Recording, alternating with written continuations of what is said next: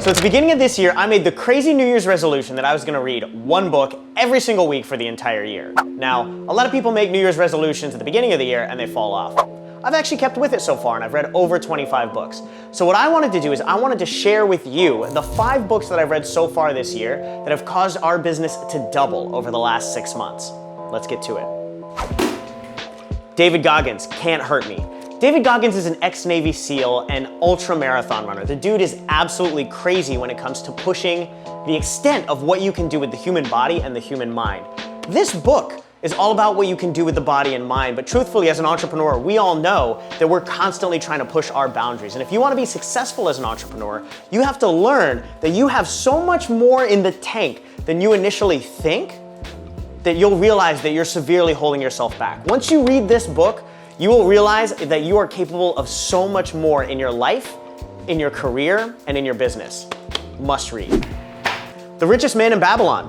I don't even know who wrote this. George S. Clason. So this book was actually written in the early 1900s, but it is an absolute classic when it comes to understanding financials and how to build wealth long term. The principles go back to some tablets that they literally found in ancient Babylon in how they actually produced wealth in what was then the richest city in the world. So if you want to learn the basics of what it takes to actually create long-term wealth, you can't beat the fundamentals.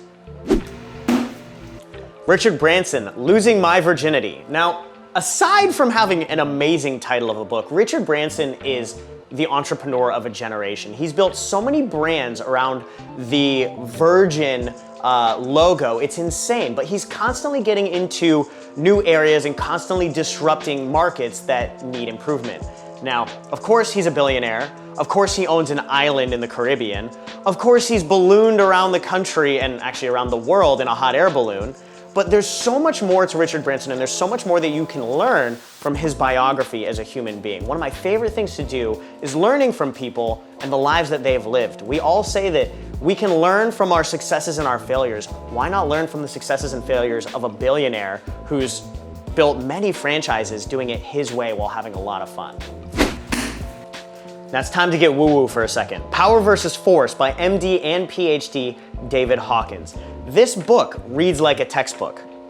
It is dense and at times it's boring, but it literally explains scientifically how to measure consciousness and levels of spirituality in your own growth. If you're an engineer like I am, but you're also kind of a spiritual woo-woo person, this book will change your world.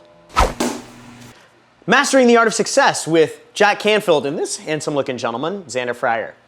I'm just kidding, you don't need to read this book. Scaling Up by Vern Harnish. Now this book details the successful habits of John D. Rockefeller, at one point the richest and most successful entrepreneur to ever live, right? Now it outlines the strategies that he used to grow and scale multi-million-dollar businesses, over 100 years ago, but all of the principles still lay true today. This is one of the most insightful books if you want to learn how to scale a 7-figure, 8-figure, 9-figure, or even billion-dollar business. Now these are the 5 best books out of the 25 that I've read this year, but I want to be very clear. Reading alone will not allow you to be successful. One of the most important things that I do when I read is I make sure that I take away from every single book actionable steps that I can implement with myself, my own growth, our team, and our clients. Knowledge alone can actually be the mortal enemy of mastery if you do not implement the things that you're learning. And I see this a lot with a lot of entrepreneurs and coaches. They're great at learning, they're great at reading, but when it comes to the actual execution and implementation, that's where they fall short. So if you're gonna read these books, you have to make sure that you're implementing what you're reading.